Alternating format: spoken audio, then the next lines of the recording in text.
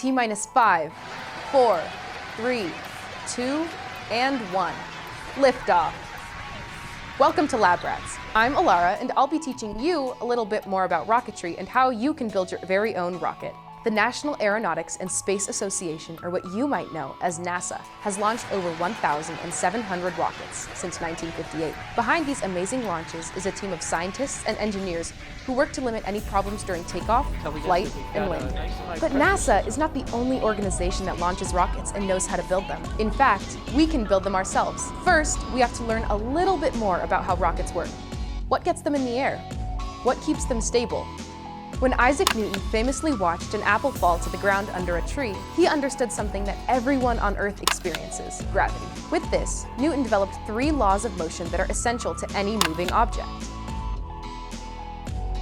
To help us better understand this, let's think about rockets again. When our rocket is left untouched, it sits unmoving on the surface of the Earth. When a force is applied to our unmoved rocket, it begins to accelerate upward. At some point, the rocket begins to fall back down. Just like Newton's apple, the rocket experiences a force of gravity, pulling it back down to Earth, which counters the thrust force applied to launch it. In other words, things that go up must come back down. Though the model rocket we're building is not the same as NASA's rockets, we can apply Newton's laws when thinking about our own as well. We might have a rocket now, but how are we getting it into the air?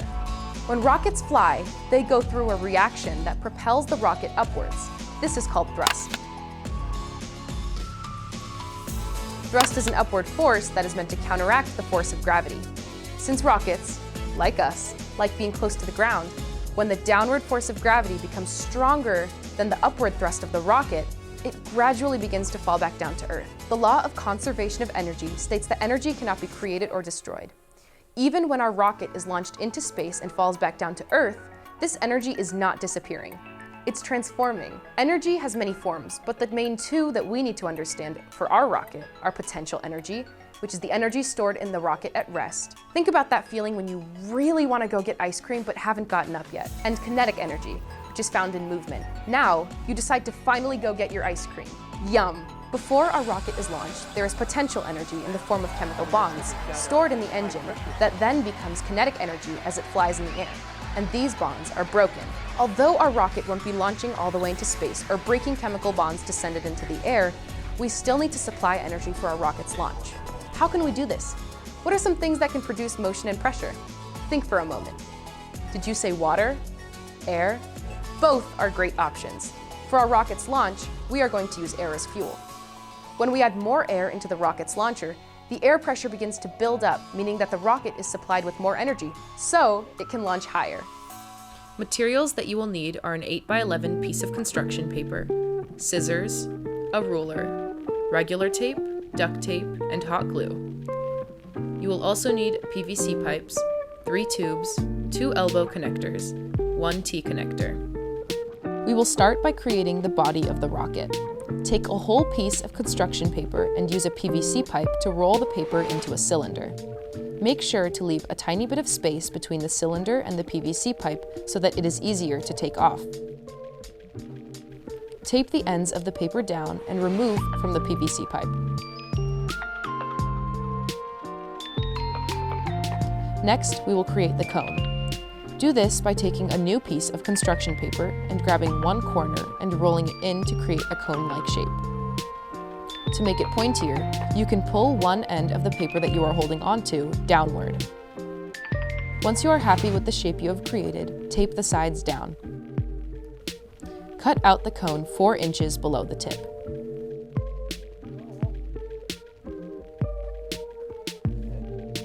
Now, take the end of the body and trace this onto an extra paper left over from the cone. Cut this out and tape it onto the one end of the body.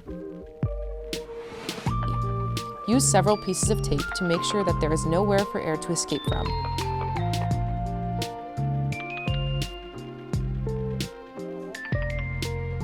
Next, we will create fins for your rocket. Draw a triangle on your paper and leave room for more. Cut this triangle out and use it to trace 2 to 3 more. Now, you should have a total of 3 to 4 fins. Take the cone and put some hot glue on the inner end of the tip.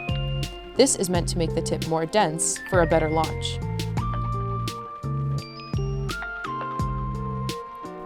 Now back to the fins. Put notches in the middle of one side of the fins.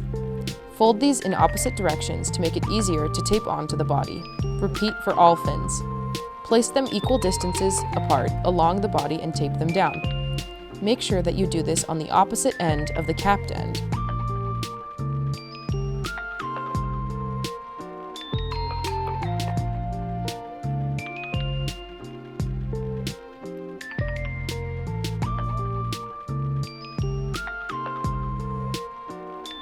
Finally, put hot glue along the capped end of the body and attach the cone.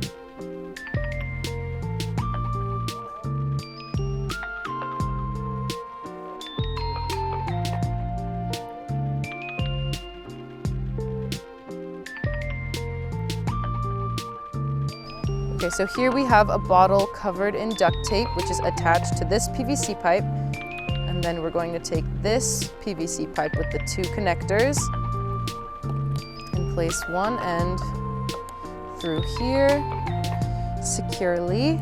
And then we're going to take one regular PVC pipe with nothing on it and attach it into the other end to make our launcher.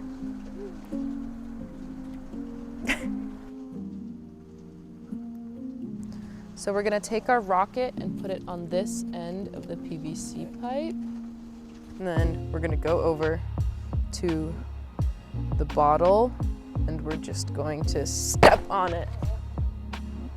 Oh yeah! Now that you have your rocket, what are some things you can do to make it better? Think about how you can build up the air pressure in the launcher to make it launch farther. What happens if you use a larger bottle or apply more force on the stomp? These are questions that you can ask yourself to build the best rocket that you can. And as always, happy sciencing!